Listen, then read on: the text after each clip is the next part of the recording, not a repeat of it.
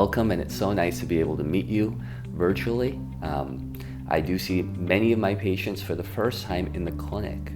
And so this might be the first time that you've seen an ENT doctor, or you may have been referred by one of our excellent community ENT colleagues. But I want to take you through a little bit of what to expect when you come into our clinic. So you'll be checked in by one of our MAs. You'll be escorted into a room, and there we'll meet and we'll talk and we'll have a discussion.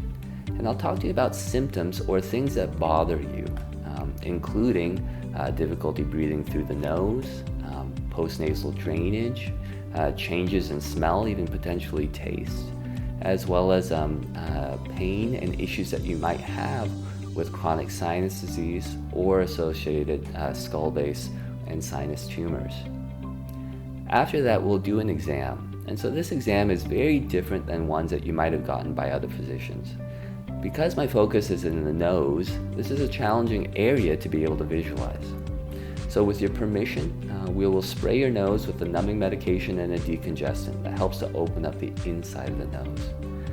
After that, we'll do what's called a nasal endoscopy. This might seem intimidating, but rest assured we do hundreds of these a year, ranging from patients all the way from infants to the very elderly, and everybody does very, very well. But what the endoscope does allow us to do is it allows us to take a high definition view of the nose as well as the sinus cavities. And with that, we'll be able to take a look and see, do you have any mucus? Do you have any swelling? Do you have any signs of infection? Or do you have any masses or lesions that we should be concerned about that might be signs of pre-existing or incoming tumors? After this exam, we'll also go over radiologic studies. The most common ones are CT scans.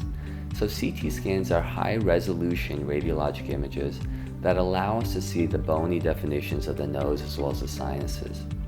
And this allows us to see areas that we can't normally see in endoscopy.